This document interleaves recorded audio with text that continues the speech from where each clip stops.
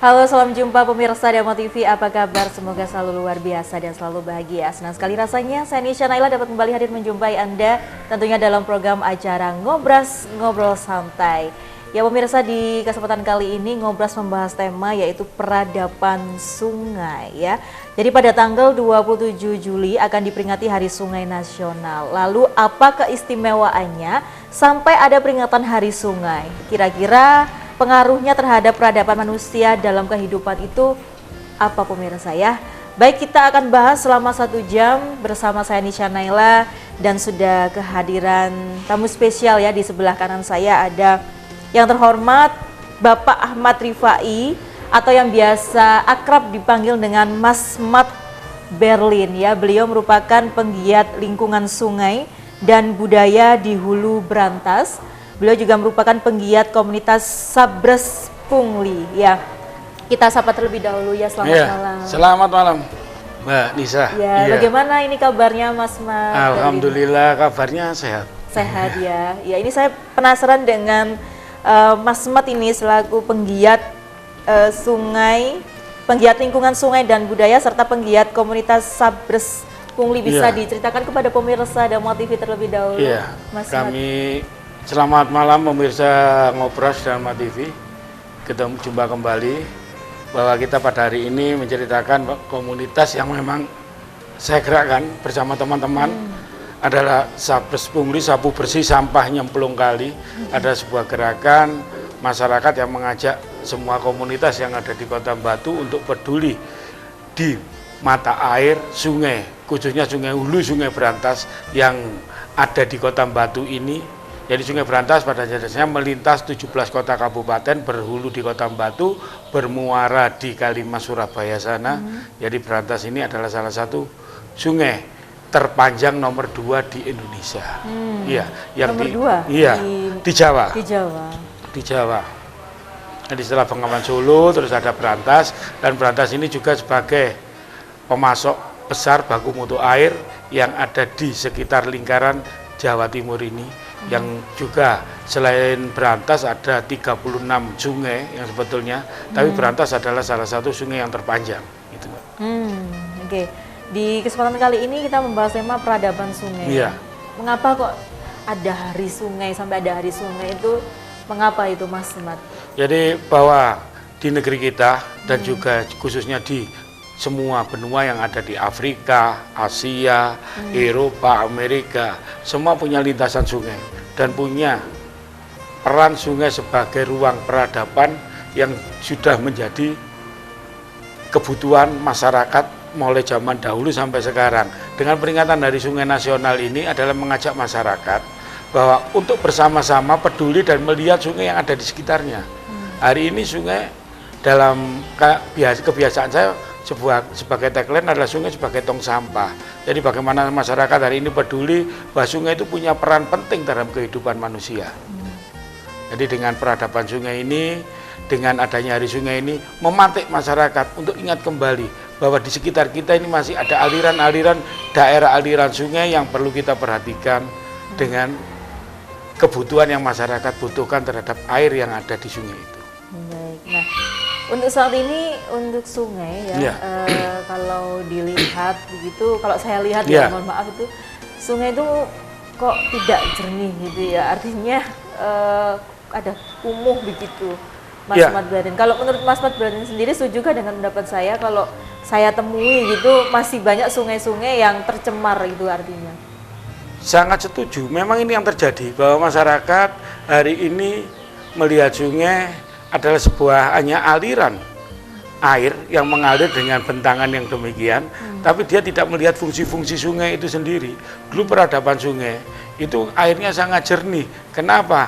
Ada kebutuhan-kebutuhan spesifik, baik secara kebutuhan baku mutu untuk kebutuhan rumah tangga, terus untuk kebutuhan air bersih, terus irigasi, perikanan, dan juga yang lainnya. Begitu terjadi sebuah industrialisasi yang terbesar, akhirnya sungai ini banyak yang berubah fungsi. Dan juga di negeri kita yang dikatakan tadi kumuh dan yang lainnya, sungai ini tidak banyak di depan rumah. Seperti di Venesia kayak gini, sungai itu adalah menjadi alat transportasi yang begitu bagus, tapi di sini sungai di belakang rumah. Akhirnya sungai yang menjadi tempat sampah ya, pembuangan pembuangan limbah rumah tangga, pembuangan limbah industri, terus perusakan pencemaran karena sepadan sungai yang tidak diperhatikan dan juga tidak dianggap sesuatu yang penting. Padahal itu penting ya. Sangat penting. Itu sangat penting sekali karena kita melihat bahwa sungai pada dasarnya adalah salah satu alat ketahanan dari apa? Dari alam. Sungai ini dibentuk sebagai tempat kehidupan flora fauna, menjadi sebuah ekosistem, ruang ekosistem yang benar. Dan yang kedua, sungai adalah tempat untuk menahan air hujan. Yang kedua, dari bahaya lahar. Nah itu, dari air hujan dan bahaya lahar, akhirnya sungai ini tertata, terbendung dengan benar, dialirkan dengan benar. Nah ini dulunya demikian karena juga sungai sebagai alat transportasi. Bagaimana dulu adanya kebutuhan masyarakat pedalaman memanfaatkan sungai untuk terjadi jual beli, dia menjadi transportasi perdagangan yang sangat kuat. Akhirnya sungai ini benar-benar terawat dan punya tematik banget. Hari ini kita kadang-kadang tidak tahu namanya sungai ataupun sungai itu dulu bekasnya apa. Begitu terjadi urban yang berdemikian, masyarakat urban begitu di sepadan sungai itu berubah fungsi yang dulu menjadi tempat lahan hijau, masyarakat bisa memanfaatkan menjadi taman. Nah hari ini hilang. Kenapa? Kebutuhan untuk tempat tinggal, hunian tinggal akhirnya menjadi ruang kumuh. Nah, ironisnya lagi, dia tidak menghadap ke depan. Jadi menghadap ke belakang. Akhirnya begitu limbah rumah tangga, terus dari MCK, yang lain-lainnya akhirnya dijadikan satu kan itu ya. Ironis banget akhirnya sungai hari ini hanya sebagai pelampiasan pembuangan sampah lah ini. Itu ironis sekali dan terjadi. Ya terjadi di mana-mana. Ya hari ini dengan adanya Hari Sungai ini kita memberikan sebuah peringatan bahwa sungai ini punya peradaban besar yang harus kita rawat. Kenapa? Ada kepentingan-kepentingan hajat-hajat besar yang memang melalui sungai ini harus kita tata. Gitu.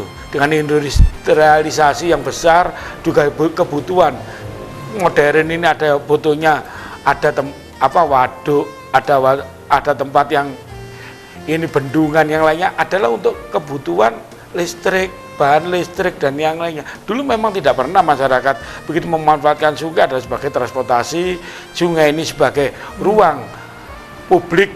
Nah ini sungai juga sebagai ruang kebudayaan bagi masyarakat. Hari ini karena dengan adanya urban dan yang lainnya, aturan yang memang belum ini. Aturan sudah ada, mulai dari Permen 38 2001, 2011, terus juga ada Permen PUPR 28 2015 tentang pemanfaatan sungai, tapi belum kita ini memang masyarakat agraris karena setiap sungai punya tipikal yang beda, pola pemanfaatan dan perlakuan terhadap sungai ini juga beda. Jadi disinilah ada butuhnya kesadaran, dan kesadaran ini tidak hanya antara stakeholder, pemerintah dengan sungai, pemerintah dengan masyarakat, tapi harus keterlibatan, itu pentahelik ya, semua harus bisa terlibat, akademisi, media, praktisi, penggiat lingkungan, pemerintah ini harus bisa terlibat bagaimana menjadikan sebuah aturan terhadap perilaku sampah ini dan sungai. Baik, bicara tentang tipikal sungai begitu ya, sebetulnya untuk kejernihan air di sungai itu bentuknya seperti apa? Kalau pandangan saya kalau di nasional itu ya seperti di Swiss itu ya itu ada namanya Sungai Are gitu ya, jernih banget gitu ya. Kalau di Indonesia itu bagaimana? Apakah airnya itu berwarna coklat kekuning-kuningan atau memang harusnya jernih sungai di Indonesia itu, atau memang ya seperti itu warnanya gitu Mas Mat? Kejernihan sungai itu tergantung daripada biota dan juga flora fauna yang ada di sana. Jadi kalau kita memang memanfaatkan di situ ada pola resapan, nanti pola resapan, pola penangkapan terhadap penyaringan terhadap sungai dengan alam, ya secara otomatis seperti di luar, itu kan juga salah satu adalah sungai buatan, irigasi buatan. Jadi akhirnya dia sudah membuat cek dam, penyaringan, begitu masuk dalam kota akan menjadi bersih ini. Nah salah satunya ketegasan. Jadi tata kelola ruang dan lain-lain ini akan menciptakan ini. Kalau di Indonesia, apalagi di pedesaan, sebetulnya sungai pada dasarnya bersih. Bersih ya. Dari pedalaman gunung di pinggir hutan, di pinggir perkampungan, begitu masuk di perkampungan, ini sudah sangat tercemar ya, baik ekolinya, baik bahan kimianya, terus limbah, warna, ini salah satu memang mempengaruhi hari ini kemarin ini ada World Water Forum, Iya. dari 18 sampai 20 ini di Bali ini menyatakan bahwa bagaimana isu-isu global terhadap air, terhadap sungai. Nah ini, bagaimana kita menjernihkan air, bagaimana. Hari ini pola menjernihkan sebetulnya sudah banyak. Karena kebutuhan air di setiap kota kadang-kadang tidak ada mata air, dia sudah bisa menjernihkan. Tapi bagaimana sekarang ini membangun pola kesadaran untuk air ini tetap menjadi jernih. Jadi bagaimana strateginya di perkotaan, salah satu ada IPAL. Jadi bagaimana penyaringan pembuangan limbah industri, limbah rumah tangga yang sudah harus tersaring. Jadi begitu masuk ke badan sungai, ini sudah tersaring benar. Iya, Ini. iya. Tapi kenyataannya seperti apa kalau Ya. di Indonesia? Dalam upaya teman-teman penggiat ya, dan yang lain Mas dalam Berlin, mohon maaf kita Iya. lanjutkan lagi ya karena ada yang mau lewat satu ini Oh, tetap iya, dalam iya. program acara Ngobrol Santai.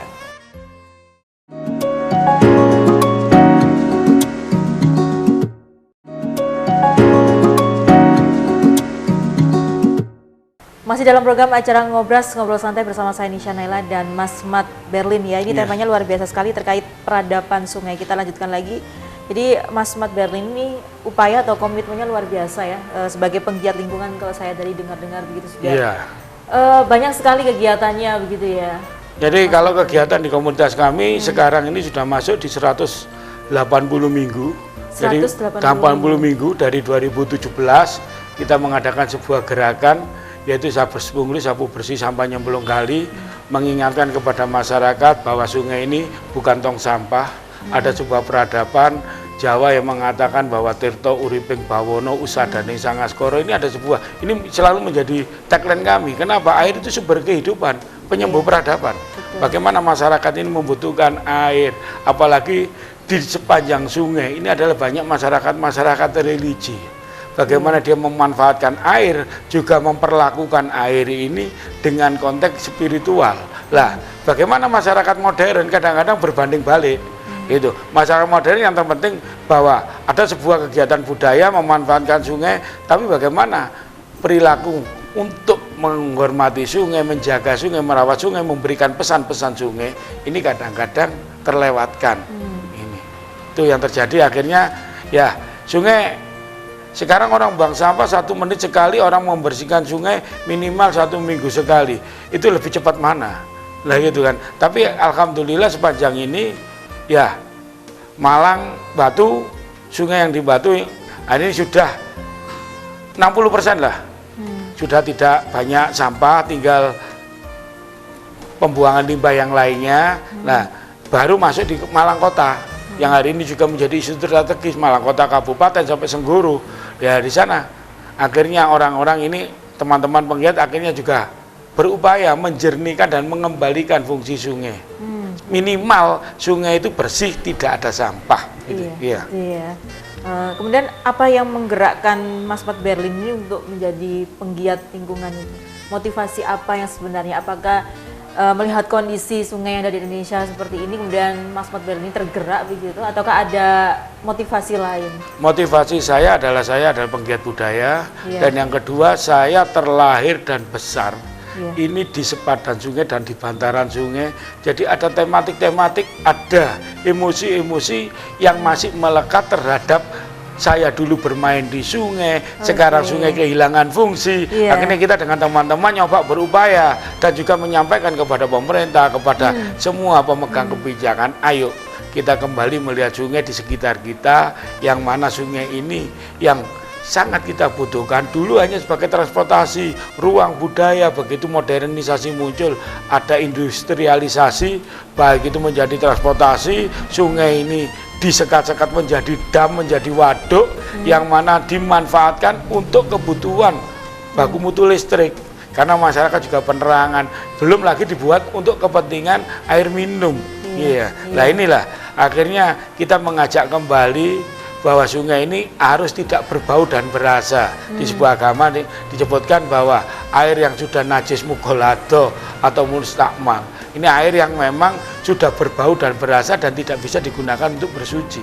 Nah ini bagaimana seorang di sini mayoritas banyak orang-orang yang bersuci dan memanfaatkan air untuk tempat ini. Akhirnya air ini berbau berasa, berarti masa di atasnya menggunakan debu bertayamu yang nggak masuk akal. Nah inilah gerakan-gerakan kami ini menyampaikan itu. Jadi kita menyampaikan secara edukasi, terus secara gerakan mengangkat material sungai, dan jika mendata sedimentasi sungai, hari ini sungai sudah berubah, kenapa? Dulu jernih, terus apa saja biota-biota, flora fauna dan material yang ada di sepadan sungai. Pertahanan sungai yang paling besar adalah satu, sepadan. Jadi, iya. Sempadan ya, orang-orang kadang-kadang ngomong sepadan ya, sempadan, iya. Jadi sempadan ini adalah ruang kiri kanan sungai, yang mana hari ini sudah berubah fungsi. Pertahanan sungai itu adalah sepadannya. Jadi begitu, kalau ini rusak, berarti kualitas air, kualitas sungai itu sulit dibenahi.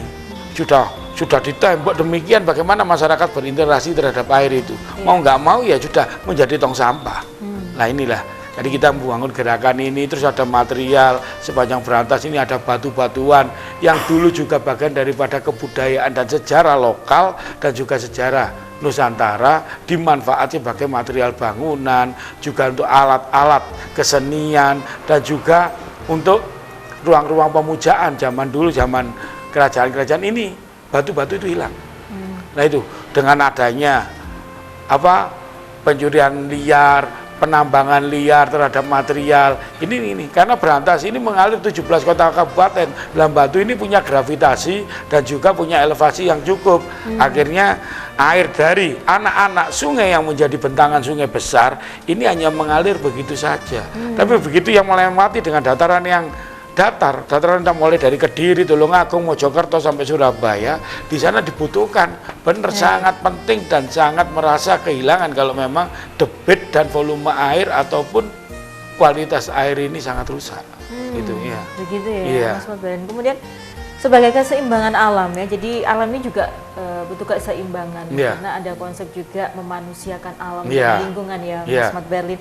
Nah ini apa yang harus dijaga pada sungai untuk menjaga keseimbangan tersebut? Ada sebuah jargon juga, kita jaga alam, alam jaga kita. Ini ada sebuah jargon yang kenapa kita menjaga keseimbangan sungai dan yang lainnya? Karena di situ ada kehidupan. Sungai ini sumber kehidupan yang tadi saya ngomong Tirto Uriping Bawono. Tadi sumber ini adalah air adalah sumber kehidupan. Bagaimana masyarakat ini bisa menjadi berdaya, berjaya itu karena adanya membutuhkan juga air. Lah, bagaimana sekarang orang ngomong aji nirogo saka busana oleh gak adus ya apa kan gitu. Jadi bagaimana air ini juga, lah terus kualitas air juga kan itu. Lah air ini lah kita manfaatkan dengan benar, memanfaatkan air ini salah satunya dengan membangun kesadaran. Masyarakat diajak sadar. Lah sadar ini untuk apa? Sadar terlibat. Dia sadar sekali, air terlibat bahwa sungai yang sekiranya hari ini yang sebetulnya menjadi hajat besar hidup masyarakat yang masih hidup, manusia yang masih hidup, ini sangat harus kita jaga. Banyak orang yang ngomong kadang-kadang, kita rawat mata air, jangan sampai menyisakan air mata. Lah, konsepnya ini gimana? Banyak jargon ini, terus apa yang kita gerakkan? Banyak orang punya visi, merawat, menata, tapi nanti target goalnya apa? Iya, betul. Lah itu loh, target goalnya apa? Apa hanya sekedar gerakan gimmick, terus ada gerakan ini, ya nggak ada masalah sebuah gerakan ini, itu sebagai pengingat. Tapi ya ada sebuah gerakan konkret. Nah inilah aksi nyata. Nah itu harus terlibat semua kebijakan. Ya tidak bisa dilakukan saya pribadi atau apa. Itulah akhirnya kita social movement mengajak masyarakat untuk komunitas bergabung menjadi satu, menjadi melting point. Ayo kita bergerak, kita selesaikan apanya dulu. Kita lakukan apa? Nah itu, terus harus kita sampaikan narasi-narasi apa yang untuk bisa orang ini cinta terhadap air. Dan hari ini sama juga tahu kan, masyarakat dengan adanya sungai sebagai tempat pariwisata dan yang lainnya, sungai dimanfaatkan untuk menjadi apa? Menjadi kafe kali, ada sumber mata air yang dimanfaatkan yang demikian. Nah tinggal setelahnya ini. Apa nanti akan berubah fungsi, mata airnya menghilang, tinggal namanya, atau menjadi sebuah ruang konservasi ataupun ya bahkan ada yang memprivasi gitu ya, atau menjaga agar tidak terekspos oleh medsos atau media begitu, agar sungai itu terjaga gitu loh Mas Mas Berlin. Ada yang seperti itu ya? Jadi, Ada. Jadi masyarakat Jawa itu dulu punya.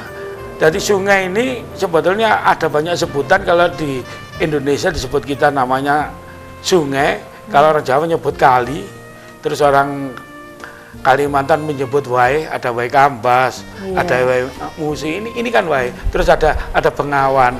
Nah itu kalau luar namanya river. Lah ini sebetulnya dengan merawat dan menjaga ini dengan sungai yang sama-sama itu ada. Masyarakat ini punya. Dulu orang Jawa menyebut bahwa sungai ini ada 3 larangan. Sungai sebagai pantangan, sungai sebagai wangan, dan juga sungai larangan. Nah, ini sebutnya berujung kepada konservasi. Wangan. Jadi masyarakat dulu itu membuang apa yang menjadi sesuatu yang negatif dalam kehidupannya. Ini bagaimana terbuang akan mengalir ke tempat yang lain, akhirnya apa yang menjadi sukerto atau bala ataupun bencana pada dirinya akan terbuang. Ini sebagai konsensus sebuah perilaku adat. Terus sebagai larangan bahwa sungai itu ruang konservasi. Bagaimana ada mata air, ada sepadan sungai, ada biota, flora faunanya, ada endemik pohon yang dirawat. Lah, ini menjadi sebuah tempat hidden. Lah, hiddennya ini dengan apa? Ada namanya sungai lindung ataupun menjadi arboretum, tempat yang memang dijadikan sebuah ruang untuk spesies-spesies langka. Lah ini itu ada. Terus sebagai larangan. Lah, sebagai pantangan, bagaimana orang dilarang masuk ke sungai itu karena di situ ada ini, ada itu. Nah, ini sebetulnya apa? Sebuah konservasi. Orang-orang dulu memberikan. Tiap hari ini sungai ini sudah tereksploitasi dengan benar. Berarti kehidupan kedepannya tidak bisa memanfaatkan ruang ini. Loh, kenapa? Ada larangan-larangan secara adat, ada larangan-larangan secara budaya, ada perilaku budaya. Ini sebetulnya adalah hukum konservasi alam. Yang kadang-kadang kita lupa, dianggap ini sebuah klinik, sebetulnya bukan. Nah itu loh, masyarakat ini punya ruang itu. Baik, kita lanjutkan lagi ya Mas Berlin ya. Tentunya setelah yang satu ini, jangan kemana-mana, tetap dalam program acara Ngobras, Ngobrol Santai.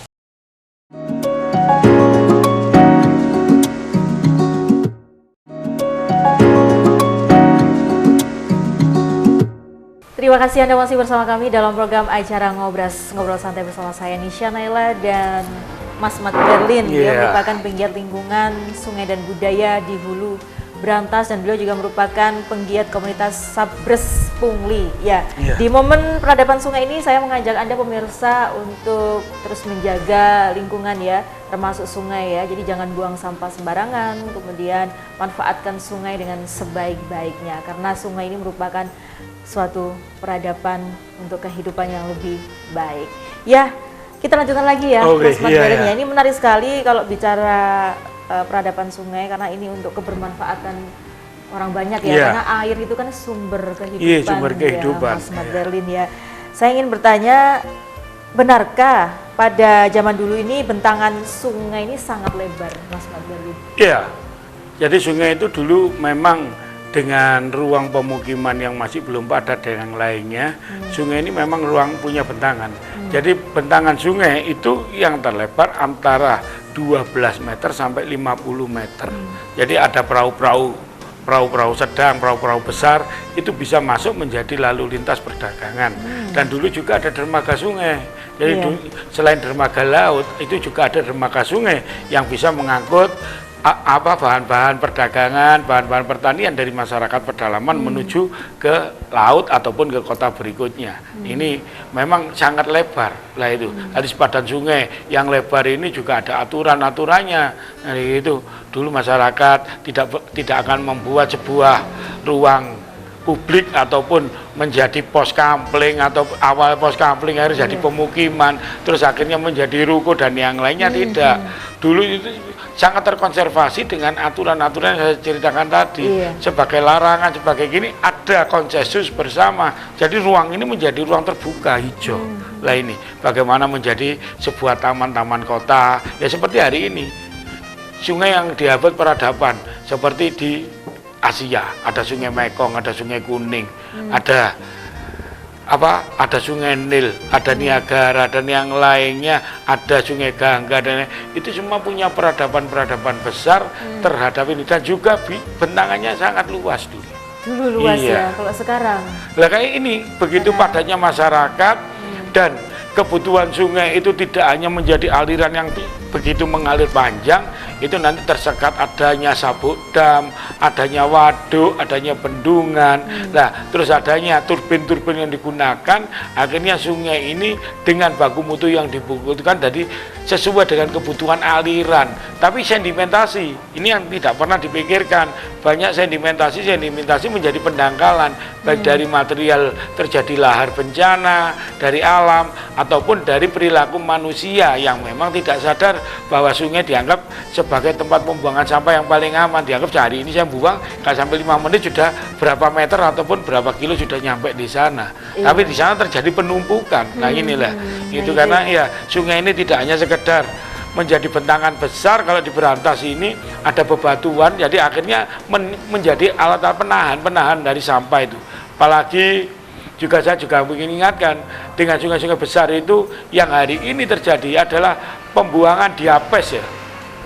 Nah itu pembuangan diapes ini yang memang sangat meresahkan. Jadi ya diapes ini antara popok, pembalut dan ini, nah tidak pernah terbersih atau terpilah, dibuang lah. Plastik dan bahan-bahan diapes kimia ini tidak akan bisa hancur di sungai.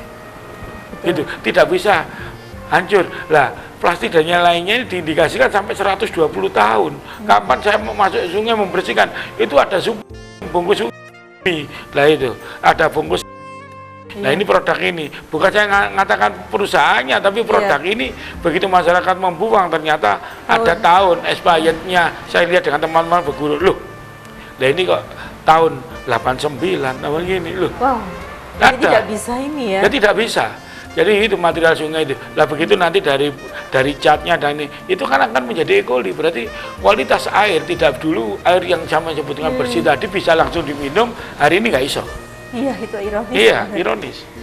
Aduh itu ya. Iya. Kalau ini Mas Mat Berlin, mohon maaf bangunan-bangunan yang ada di pinggiran sungai itu menurut Mas Mat Berlin bagaimana? Apakah itu sebetulnya boleh atau bagaimana konsepnya itu Mas Mat Berlin? Kalau bicara konsep bangunan gitu. Jadi kementerian saya membaca sebuah undang-undang yang mengatakan Undang-Undang 38 2011 dan Undang-Undang Konservasi Sepan dan Sungai itu 28 2015 mengatakan bahwa sungai yang dengan kedalaman 10 meter 3 meter sampai 10 meter, jadi sepat dan kiri kanannya itu harus 10 meter. 10 meter ya? Iya, 12 meter, 10 sampai 12 meter. Lah nanti yang kedalamannya 20 ke atas itu sepadannya antara 15 meter.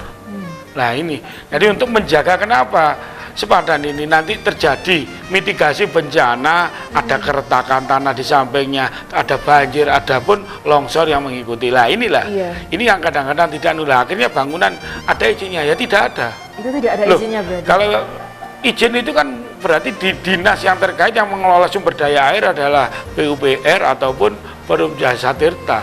Nah disinilah masyarakat memanfaatkan ini ya secara otomatis seperti di kota Citarum, Harum, yang itu ada Tambora dan yang lainnya yang sekarang lagi kan akhirnya direlokasikan masyarakat karena dia tidak punya hak. Inilah di sini ini pengaruhnya di mana? Sampean nyoba bayangkan, sampean asli Malang, rumah sampean di Dieng sana, itu ada sungai Metro. Sampean sudah tahu sejak kecil. Begitu sampean bangun bangunan di situ eman apa enggak? Kalau pribadi sampean karena sampean tahu di sana. Tidak. Loh itu. Ya karena sampean punya rasa sayang. Karena sampean tahu kesejarahan dan peradaban sungai. Tapi bagi para urban, yang penting dia bisa hidup dan untuk menuju layak, akhirnya sebelum layak dia menempati sepadan-sepadan sungai. Ya kita tidak bisa mengelarang atau apa hari ini kita, tapi ya mbok yao.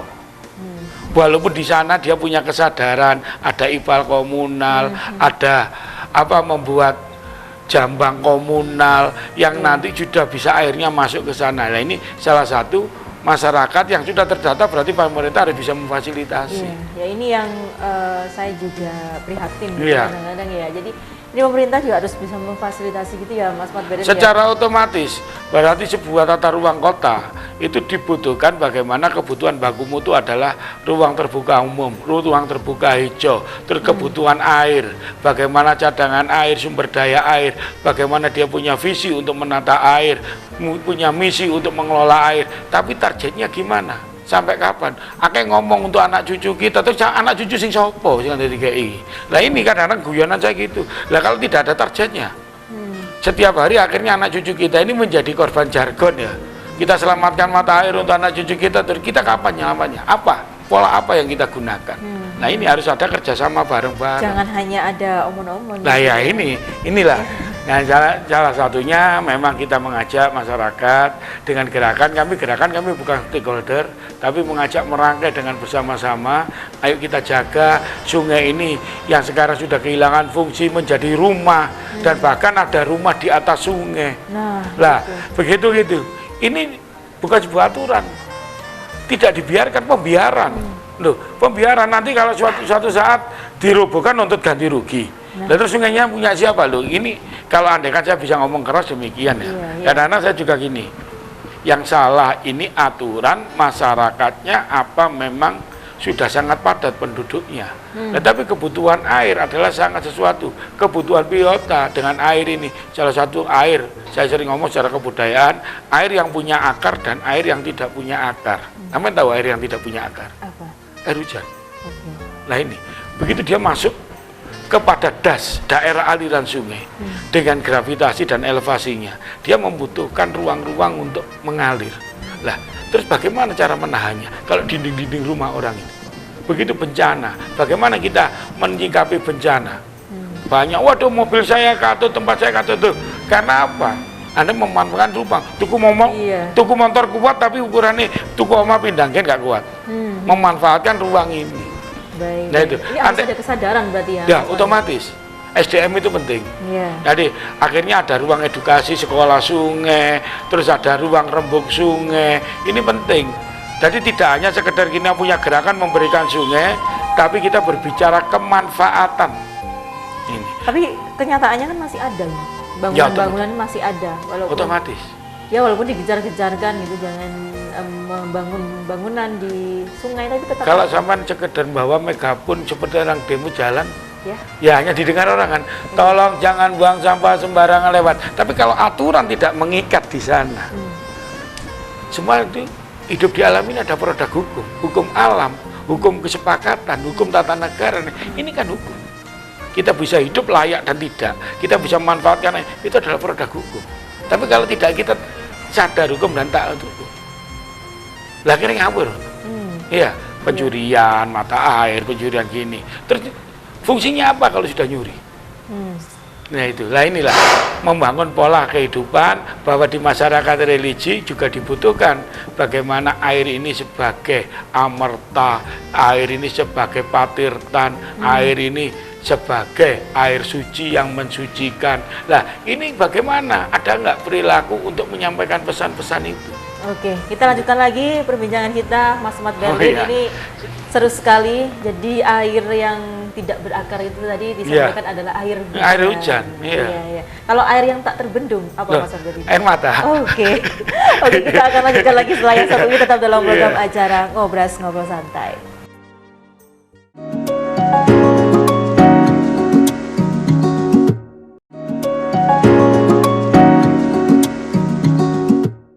Terima kasih Anda masih bersama kami dalam program acara Ngobras Ngobrol Santai bersama saya Nisha Naila dan Mas Mat Berlin. Ini tidak terasa waktu hampir menunjukkan pukul 8 malam, tapi masih banyak pertanyaan saya ya terkait air mata, tapi bukan air mata. Ini saya akan membahas tentang peradaban sungai ya Mas Mat Berlin ya. Jadi pertanyaan saya adalah, adakah keterkaitan sejarah apa sehingga sungai bisa menjadi tolak ukur peradaban manusia? Jadi keterkaitan sejarah apa sehingga sungai ini bisa dikaitkan dengan peradaban manusia? Jadi peradaban manusia, jadi memang sebelum terciptanya bumi, alam semesta ini diciptakan sungai, air yang disebut Ainul Hayat pun.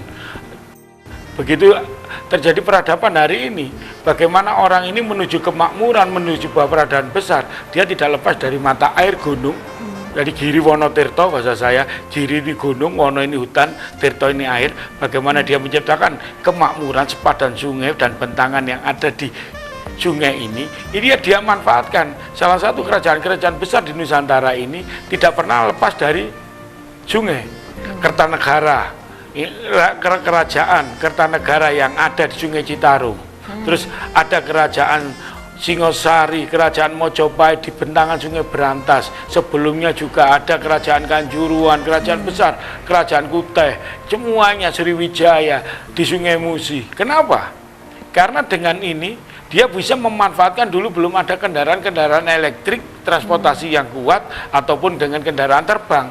Bagaimana dia melintas antar ruang dengan wilayah ini, transportasi yang sangat mudah, peradaban yang memang bisa dimanfaatkan, karena di sana ada biota, flora, fauna, dan juga ada endemik yang bisa digunakan menjadi sebuah peradaban besar. Akhirnya menjadi sebuah kemakmuran. Orang pengen makmur tidak pernah ngomong di tempat yang tandus, nah gitu. Orang pengen makmur seperti itu ya di sepanjang sungai lah. Ada kolerasinya sangat. Jadi bagaimana dulu cerita-cerita sungai, bahkan Kedede saja ditemukan, dan juga di saat di sungai, lah gitu kan. Nah ini berarti sungai ini punya ruang-ruang dialektika antara alam masyarakat dan alam masyarakat manusia dengan Tuhannya. Ini sudah menjadi sebuah kebutuhan sejak dulu. Akhirnya peradaban besar, Tirto Usadaning Sangaskara, Tirto Uriping Bawono Usadaning Sangaskara, penyembuh peradaban. Bagaimana orang-orang ini pengen beradab, ini selalu tidak lepas dari air. Karena di setiap bentangan mata air itu selalu ada mata air yang mengalir, baik air bawah tanah dan air permukaan yang menjadi ruang-ruang berinteraksi. Begitu ya. Iya. Jadi ada kaitannya tentunya terhadap sejarah besar. Tidak pernah ada, sampai Viking pun di Venesia sana, sampai ada sebuah kota yang tidak ada transportasi daratnya. Venesia itu dia menggunakan transportasi air. Itu bahkan saya pernah baca buku di sini 1824 ini muncul di Perancis itu cek dam, membuat sabut dam. Tapi apa yang terjadi di Inggris sana, siapa yang orang baca buku dan diberitahu teman-teman bahwa di sana itu di bentangan ini itu sudah ada kafe, orang menggunakan teks sudo, pakai jas. Kita masih menggunakan pakaian di saat itu perang Diponegoro saat itu. Nah ini kita masih menggunakan pakaian tradisi. Di bentangan sana sudah ada kafe atau kopi. Iya, mungkin lah gitu. Nah itu di sana sudah muncul bagaimana orang mau melakukan sungai menjadi ruang peradaban, berinteraksi intelektual, untuk menjadi ruang-ruang diskusi publik. Sungai ini sangat mengasihkan. Iya, sebetulnya. Jadi sungai ini sangat ramah. Kenapa yang terjadi hari ini anak tidak punya ruang publik, orang tua tidak bisa menyampaikan pesan gitu, karena tidak tahu peradaban sungai itu tadi. Sungai kalau di Jawa ini sebagai peradaban dulu sebagai apa? Sebagai padusan, sebagai pangomben, patirtan, belian. Sungai ini punya ruang-ruang. Dan di saat ada kegiatan-kegiatan spiritual, ono wong mitoni, terus ada matus mitodareni dan lainnya. Sungai ini sangat dibutuhkan banget dalam peradaban kehidupan, bangkit orang lahir sampai wong ati rabi, bahkan orang mati. Lah ini membutuhkan air ini. Lah ini. Ya. Nah ini kehilangan fungsi ini. Kita ngomong orang berbudaya punya peradaban sungai yang besar. Di Indonesia ini aja 70.000 sungai yang membentang. Di Jawa Barat itu sampai 2.000, di sini sungai besar ini 36. Lah anak-anak sungainya berapa ribu? Nah yang setiap sungai punya peradaban. Nah itu menjadikan orang-orang besar. Tidak pernah kan penambang pasir menjadi kaya, penambang emas yang di sungai menjadi kaya. Nah ini di sini membawa peradaban besar dari sungai begitu. Iya, dari sungai. Sekali. Kemudian mata air yang bagaimana ini yang sangat berpengaruh terhadap kelangsungan hidup. Membutuhkan kualitas mata air yang kita butuhkan adalah salah satu mata air yang jernih, mata air yang bersih. Banyak mata air jernih tapi nggak bersih. Nah, mata air yang bersih yang bagaimana? Yang terawat, mata air yang terintegrasikan dengan kepentingan masyarakat ini terolah dengan baik. Iya, asik. Malam hari kita dengarkan suara kicauan ya. Inilah peradaban. Berarti dia sudah kenyang, minum air dengan benar lagi itu kan. Gitu ya. Jadi itulah ya, jadi simbiosis mutualisme itu ya antara adanya keberadaan sungai dan juga peradaban manusia. Ini harusnya ada simbiosis mutualisme. Sangat. Gitu ya. Iya. Di Islam disebutkan hablum minallah, bukan manusia dengan Tuhannya. Selesai dengan agamanya. Hubungan manusia dengan manusia juga selesai karena dengan perilaku dan sikapnya. Tapi hubungan manusia dengan alam belum pernah selesai sebelum kiamat. Betul. Nah ini kan, ya masyarakat ini agamamu apa, sukumu apa, lah gitu kan, warna kulitmu apa, bahasamu apa, tapi begitu kita hidup di sepanjang kehidupan sungai dan yang lainnya, melihat kerusakan sungai, berarti kita kan tidak harus berbicara kesukuan, keagamaan atau apa. Ini ada sebuah rasa kepedulian. Betul. Setuju sekali. Jadi, memang kita selayaknya sebagai manusia gitu yang beradab gitu ya, Mas Mat Berlin ini harus menjaga lingkungan, ya, memanusiakan alam dan lingkungan. Kalau kita bisa memanusiakan alam dan lingkungan, otomatis kita juga akan mendapatkan feedback ya yang baik juga lingkungan. Jadi tidak ada yang namanya longsor, banjir begitu ya. Kalau bencana alam, andai kan ada memang bencana alam secara periodik karena adanya perubahan iklim dan yang lainnya, itu menjadi sunatullah bagi saya. Tapi kalau bencana alam karena perilaku manusia, ada penebangan pohon, pengerusakan sepadan sungai, terus akhirnya terjadi pendangkalan. Inilah yang hari ini, terus pembuangan sampah, limbah industri, limbah rumah tangga. Ini yang permasalahan hari ini. Sama tadi ngomong bagaimana menjaga kebersihan sungai. Ya kesadaran, masyarakat diajak sadar. Sama butuh air enggak? Itu lah, di saat sampean butuh air, perilaku sampean memperlakukan air apa? Satu, hemat. Yang kedua, merawat. Nah gitu. Yang ketiga, kita bagaimana peduli terhadap air itu. Sekarang orang hemat, merawat tapi nggak peduli. Itu buaya galonan. Nah ini akhirnya tapi sumber mata air tidak terjaga. Begitu ya, Mas Mat Berlin. Luar biasa sekali kalau kita membahas sungai ya, karena sungai ini tentu ada airnya juga, dan setiap manusia, semua manusia bahkan membutuhkannya namanya air gitu ya. Kemudian apa yang harus kita lakukan agar sungai ini tetap menjadi peradaban manusia secara utuh? Sungai sebagai peradaban manusia karena hari ini juga tidak hanya sungai besar saja, ada sungai irigasi, ada sungai parit yang dibangun, ada sungai primer yang lainnya. Bagaimana merawatnya adalah sepadan dan aliran sungai itu benar-benar terjaga, terawat, dan tahu fungsi dan kebutuhannya. Nah, kadang-kadang di sepanjang berantas ini, fungsi air adalah untuk yang di Batu ini, ada pertanian kering kebanyakan. Jadi akhirnya dipaksa menjadi basah, akhirnya sumber mata air banyak yang diambil. Saya pernah ngomong, apa bedanya sumber berantas dan kali berantas? Nah, ini. Gitu. Kalau secara logika berpikir sumber adalah tempat keluarnya mata air, bahwa kali berantas adalah aliran sungai yang dari mata air ini. Lah, kenapa kok saya gitu? Karena begitu kita melihat fungsi sumber berantas ini hanya sumber yang ada, begitu alirannya terpotong karena kepentingan. Akhirnya begitu sumber berantas yang besar ini adalah aliran anak-anak sungai yang melintas di sepanjang Kota Batu, Kota Malang, yang akhirnya membuat sebuah wadah besar untuk kepentingan ini, kepentingan kebutuhan berantas ini. Nanti akhirnya banyak orang ngomong sumber berantas sampai kali berantas ki memperlakukannya. Nah ini banyak orang bercerita hulu berantas, hilir berantas, tapi begitu ngomong hulune aliran airnya kehilangan. Nah ini pesan-pesan terakhir, Mas Mat Berlin, ini solusi ya. Kita sudah banyak berbincang-bincang tentang peradaban sungai. Nah ini mungkin Mas Mat Berlin ini punya solusi atau ide cemerlang gitu, bagaimana mengupayakan sungai ini tetap jernih, kemudian manusianya itu sadar. Silahkan kepada pemirsa Damar. Iya, kata kuncinya satu, bahwa kita hidup ini tidak hidup individu, kita ini juga hidup bermasyarakat. Yang kedua, kita juga punya tata kelola hukum dan pemerintahan. Masyarakat, saya penggiat ini, salah satunya. Sing penting pemerintah ini punya nggak menegakkan produk hukum terhadap sungai. Lah, kenapa orang buang sampah di sini nggak boleh, di sana itu ada produk. Kalau produknya jelas, seperti di Jepang, orang buang sampah berregulasi, orang sana punya kesadaran, punya pemahaman terhadap pengolahan dan pemanfaatan limbah sampah, dilindungi oleh undang-undang. Singapura tidak boleh buang sampah karena ada undang-undang yang mengikat. Nah di sini orang punya perilaku yang demikian tidak dilindungi. Apalagi hari ini banyak akan menjadi pemerintahan baru, ada pilkada Kota Malang, Kabupaten Kota Batu. Lah, ke depan nih nyelamatno sungai gelem nggak wali kota?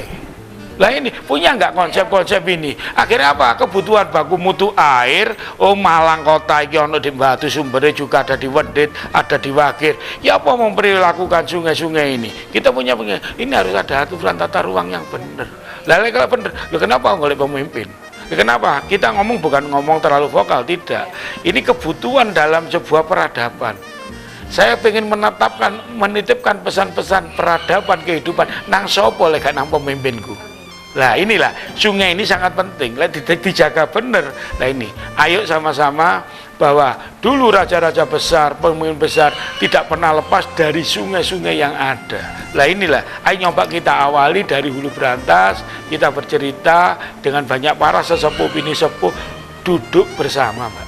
Gak pinter-pinteran, semua bawa materi narasi yang benar, dijadikan sebuah kesepakatan, digiring. Ini loh, Malang tidak hanya Kuci Suara menjadi kota bunga, Batu tidak menjadi kota wisata, tapi di sini Batu Malang ini adalah aliran berantas yang gemoy, gitu, yang aduhai. Kenapa? Orang bisa main rafting, orang main tubing, orang memanfaatkan sepadan sungai ini menjadi tempat-tempat romantis, tidak hanya meninggalkan air mata. Ya luar biasa sekali ini. Semoga aspirasi kepada pemimpin yang baru ini tersampaikan dan selaku penggiat budaya dan sungai ini semoga Mas Mat Berlin ini tetap eksis dan berkomitmen ya untuk menyuarakan hal-hal positif terkait peradaban sungai. Penting itu memang. Orang penggiat lingkungan adalah bukan orang dalam sebuah komunitas besar, dia pejalan sunyi.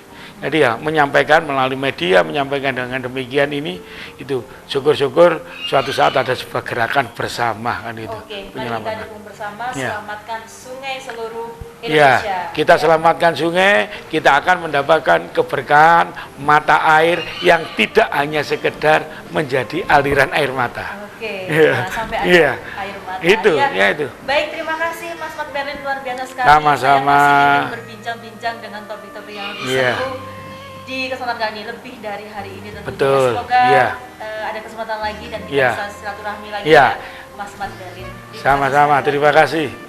Pemirsa Dama TV, itu tadi perbincangan saya dengan Mas Mat Berlin dengan tema peradaban sungai. Saksikan selalu program acara Ngobrol Santai setiap hari Senin pada pukul 7 malam hanya di Dama TV. Akhir kata, saya Nisha Naila beserta yang bertugas mengucapkan terima kasih atas kebersamaan Anda. Dama TV, selalu damai di hati. Selamat malam. Sampai jumpa.